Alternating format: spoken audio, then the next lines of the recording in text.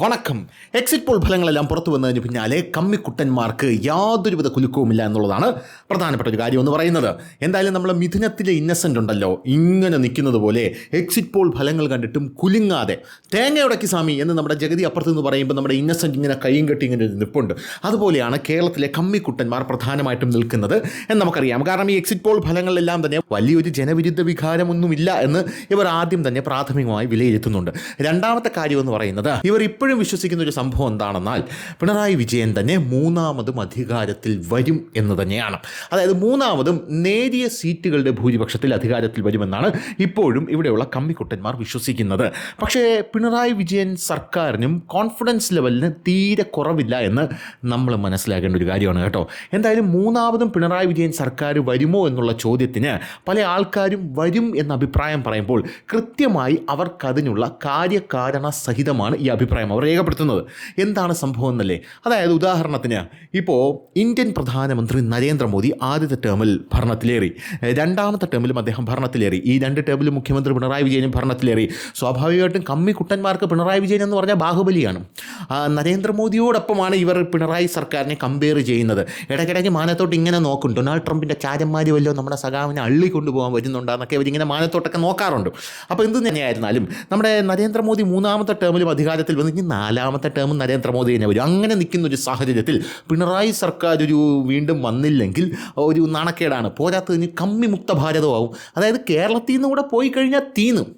നമ്മുടെ K സുരേന്ദ്രനൊക്കെ, B J പിയുടെ നേതാവായിട്ടുള്ള K സുരേന്ദ്രനൊക്കെ, ഞാൻ ജീവിച്ചിരിക്കുമ്പോൾ തന്നെ ഈ അറബിക്കടലിലോട്ട് യവമാരെ എടുത്ത് പട്ടടയിൽ വെച്ച് അത് കത്തിച്ചതിൻ്റെ ചാരം കൊണ്ട് ഒഴുക്കിയിട്ടേ ഞാൻ ചാവൂ എന്നൊക്കെ പറഞ്ഞിരിക്കുന്ന ഒരു സാഹചര്യത്തിൽ അഭിമാന പ്രശ്നം കൂടെയാണ് കമ്മിമുക്ത ഭാരതവും. പിന്നെ ത്രിപുരയിലും ഇല്ല, വെസ്റ്റ് ബംഗാളിലും ഇല്ല, കേരളത്തിലും ഇല്ല, അങ്ങനെ കമ്മികളേ ഇല്ലാത്തൊരു ഭാരതമായി മാറും എന്നുള്ളതാണ് പ്രധാനപ്പെട്ട കാര്യം.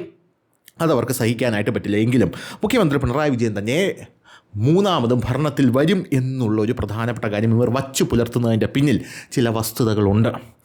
അതായത് പിണറായി വിജയൻ എന്ന് പറയുന്ന വ്യക്തി വെറും ഒരു മനുഷ്യനല്ല. അതായത് തീരെ ബുദ്ധിയില്ലാത്തൊരു മനുഷ്യനൊന്നും അല്ലല്ലോ. എങ്ങനെ അധികാരത്തിൽ വരാം, എങ്ങനെ വരാതിരിക്കാം, എങ്ങനെ പ്രതിയോഗിയെ തകർക്കാം എന്നൊക്കെ കൃത്യമായി പിണറായി വിജയനും നല്ലതുപോലെ അറിയാം. അതിനുള്ള സംഘടനാ സെറ്റപ്പും ഫുൾ ടീമും ആയിട്ട് CPM എന്ന് പറയുന്ന പാർട്ടി പിണറായി വിജയൻ്റെ പിറകിൽ ഇങ്ങനെ നിൽപ്പുണ്ട്. അങ്ങനെയാണ് പിണറായി വിജയൻ 10 കൊല്ലം അജയ്യമായിട്ട് ഇങ്ങനെ ഭരിച്ചുകൊണ്ടിരുന്നത്. അതായത് പാർട്ടിക്കുള്ളിൽ നിന്ന് പോലും ഒരു നിലവിളി ശബ്ദം പിണറായി വിജയനെതിരെ ഉയരില്ല എന്നുള്ളതാണ്. അതിനെയൊക്കെ ഞെരിച്ചമർത്തും നമ്മുടെ സഖാവ്. അതാണ് സഖാവിൻ്റെ ഒരു ഗുണമെന്ന് പറയുന്നത്. എന്തായിരുന്നാലും ഈ തെരഞ്ഞെടുപ്പിൽ പിണറായി സർക്കാർ നിശബ്ദമായിട്ടുള്ളൊരു വിപ്ലവം നടത്തിയിട്ടുണ്ട്. ആ വിപ്ലവം എന്ന് പറയുന്നത് നമ്മൾ കാണാതെ പോകരുത്. അതിൻ്റെ ഇമ്പാക്റ്റിൽ വീണ്ടും പിണറായി സർക്കാർ അധികാരത്തിൽ വന്നാലോ എന്നാണ് പല ആൾക്കാരും ചോദിക്കുന്നത്. ആദിൽ പാലോട് എന്ന് പറഞ്ഞൊരു മാധ്യമപ്രവർത്തകനോട് ഞാൻ ശ്രദ്ധിക്കുന്ന ഒരു മാധ്യമപ്രവർത്തകനാണ്. കാരണം ഈ ബീഹാറിൽ ഇലക്ഷനൊക്കെ വന്നപ്പോൾ ആ ബീഹാറിൽ പോയി പല സ്ഥലങ്ങളിൽ പോയി റിപ്പോർട്ടൊക്കെ ചെയ്ത് റിപ്പോർട്ടറിൻ്റെ റിപ്പോർട്ടറാണ് എന്നാണ് ഞാൻ മനസ്സിലാക്കുന്നത്. അങ്ങനെ ആദിൽ പാലോട് അവിടെയൊക്കെ പോയി പല കാര്യങ്ങളും പല സ്ഥലങ്ങളിൽ പോയി പല ഗ്രൗണ്ട് റിപ്പോർട്ടുകൾ എടുത്ത് മുന്നിലേക്ക് വെക്കും. മറ്റേ മാതൃഭൂമിയിൽ ഒരു വേട്ടാവളി ഉണ്ടല്ലോ, മറ്റേ പശു ചാണകം ഇടുന്നത് തപ്പിപ്പോവും. ഇവിടെ റോഡിലാണ് പശു ചാണകം ഇടുന്നത്, റോഡിലാണ് പശുമൂത്രം ഒഴിക്കുന്നത് എന്നൊക്കെ പറഞ്ഞു പോകില്ല. അതുപോലെയല്ല, ഇത് കൃത്യമായിട്ടുള്ള ഗ്രൗണ്ട് റിപ്പോർട്ടുകൾ പുള്ളി കൊണ്ടുവരാറുണ്ട്. എനിക്ക് കാണുമ്പോൾ ഇത് ശരിയാണ് എന്ന് തോന്നാറുണ്ട്. അതായത് ബീഹാറിലൊക്കെ ഇലക്ഷനിൽ വോട്ടിട്ട ആൾക്കാരുടെ അടുത്ത് പോയിട്ട് പുള്ളി നൈസായിട്ട് കെട്ടിപ്പിടിച്ച് നിന്നിട്ട് ഇത്തവണ ആര് വരും, അപ്പോൾ അവർ പറയും BJP. അതെന്താ അങ്ങനെ പറയുന്നത് എന്ന് പറയുമ്പോൾ ഒരു കാര്യകാരണ സഹിതം കാര്യങ്ങൾ പറയും. പിന്നെ ഒരു ഗ്രൗണ്ട് റിയാലിറ്റിയൊക്കെ ഇങ്ങനെ സെറ്റ് ചെയ്ത് പുള്ളി ഇങ്ങനെ പല റിപ്പോർട്ടുകളിലൂടെയും പുറത്തു കൊണ്ടുവരാറുണ്ട്. ആ പുള്ളിക്കാരൻ ഒരു ഫേസ്ബുക്ക് പോസ്റ്റ് ഇട്ടിട്ടുണ്ട്. ആ ഫേസ്ബുക്ക് പോസ്റ്റ് പുള്ളിക്കാരൻ ഇട്ടത് നമ്മളൊന്ന് വായിച്ച് നോക്കണം. ഞാനത് വായിക്കാം. പക്ഷേ ഇതിനു മുമ്പ് എനിക്കും തോന്നിയ ഒരു കാര്യമാണിത്. അതായത് മുഖ്യമന്ത്രി പിണറായി വിജയൻ അങ്ങനെ വെറുതെ ഒന്നും ഇങ്ങനെ ഒരു കാര്യം ചെയ്യില്ല എന്നെനിക്ക് തോന്നി. അദ്ദേഹത്തിൻ്റെ ഫേസ്ബുക്ക് പോസ്റ്റ് എന്ന് പറഞ്ഞാൽ ഇത്തരത്തിലാണ്: LDF തുടർഭരണം നേടും എന്ന് അസന്നിഗ്ധമായിട്ട് പറയുകയാണ് ആദിൽ പാലോട്. നേരിയ ഭൂരിപക്ഷത്തിൽ LDF വീണ്ടും അധികാരത്തിലെത്താനുള്ള സാധ്യതയാണ് കാണുന്നത് എന്നും അദ്ദേഹം പറയുന്നുണ്ട്. പിണറായി വിജയനും CPMും പ്രകടിപ്പിക്കുന്ന ഉറച്ച ആത്മവിശ്വാസത്തിന് സമീപകാല അനുഭവങ്ങളുടെ പിൻബലമുണ്ട് എന്നാണ് ഇദ്ദേഹം പറയുന്നത്. വോട്ടെടുപ്പിന് മുൻപുള്ള 2 സംഭാഷണങ്ങളാണ് ഈ എഴുത്തിന് ആധാരം. ക്ഷേമ പെൻഷൻ വാങ്ങുന്ന അടുത്ത ബന്ധു, 70 വയസ്സിനടുത്ത് പ്രായം, പ്രത്യേകിച്ച് രാഷ്ട്രീയ ബോധമില്ലാത്ത വോട്ടറാണ്. വോട്ട് ആർക്കെന്ന് ചോദിച്ചു. പിണറായിക്കെന്ന് മറുപടി. കാരണം അയാളല്ലേ പെൻഷൻ തരുന്നത്. തൊട്ടു മുൻപുള്ള ആഴ്ച വീട്ടിലിരുന്നപ്പോൾ ഒറ്റയടിക്ക് കയ്യിൽ കിട്ടിയത് രൂപ 4000 കോൺഗ്രസ്സുകാർ വന്നാൽ പെൻഷൻ കിട്ടുമോ എന്ന് സംശയമുണ്ട്. കൃത്യമാണ് വികാരം. മറ്റൊരു ബന്ധു, 50-ൽ താഴെ പ്രായം, വീട്ടുകാര്യങ്ങൾക്കിടെ വോട്ട് പിണറായിക്ക് തന്നെയെന്ന് തുറന്നു പറഞ്ഞു. കാര്യം എന്താണ്?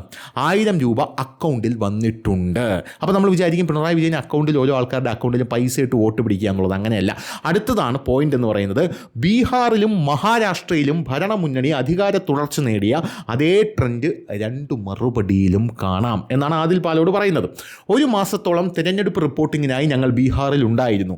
വലിയ ഭരണവിരുദ്ധ വികാരമില്ലെങ്കിലും നിതീഷ് മാറിയാൽ കൊള്ളാമെന്ന് ബീഹാറികൾ ആലോചിച്ചിരുന്നു. അത് സത്യമായിട്ടുള്ളൊരു കാര്യമാണ്. കാരണം നിതീഷ് കുമാർ ഇങ്ങനെ കണ്ടിന്യൂസ് ആയിട്ട് ബീഹാറിൽ ഭരിച്ചുകൊണ്ടിരിക്കുകയാണ്.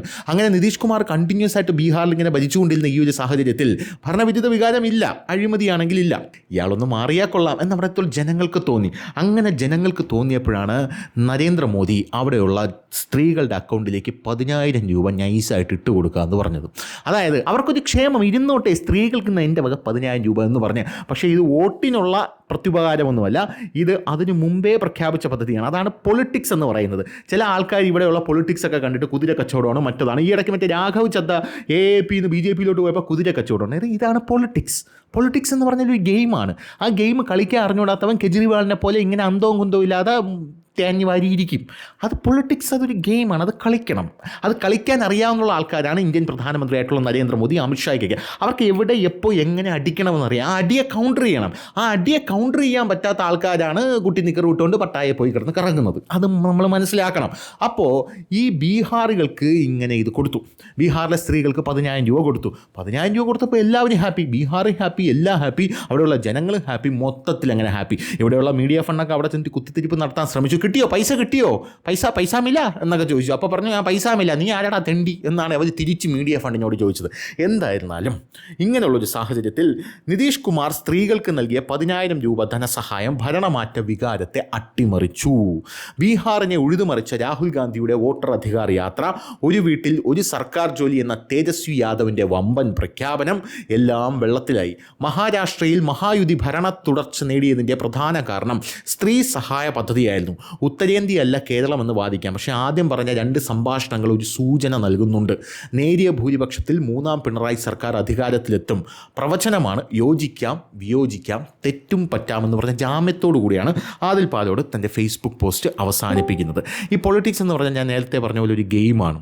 അതിപ്പോൾ ബീഹാറിൽ തന്നെ ഇലക്ഷൻ പ്രഖ്യാപിക്കുകയാണ്. ഇലക്ഷൻ പ്രഖ്യാപിക്കുന്നത് എങ്ങനെയായിരിക്കും? അവിടെ ഏതെങ്കിലും ഒരു വലിയ ഉത്സവം നടക്കുകയായിരിക്കും. ആ ഉത്സവത്തോടനുബന്ധിച്ചായിരിക്കും ഇലക്ഷൻ പ്രഖ്യാപിക്കുന്നത്.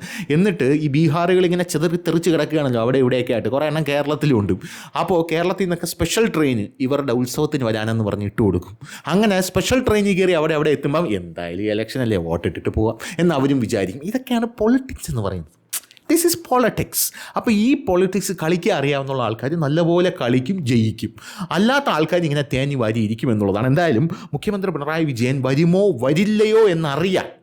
ഇനി വെറും 48 മണിക്കൂർ മാത്രമേ ബാക്കിയുള്ളൂ. 48 മണിക്കൂർ വെയിറ്റ് ചെയ്താൽ നമുക്കറിയാൻ പറ്റും പിണറായി വരുമോ, പിണറായി വരില്ലയോ, വീടി വനവാസത്തിന് പോകുമോ, രമേശ് ചെന്നിത്തല KCയുടെ കൊങ്ങയ്ക്ക് പിടിക്കുമോ എന്നുള്ള കാര്യങ്ങളൊക്കെ. അപ്പോൾ ശരി.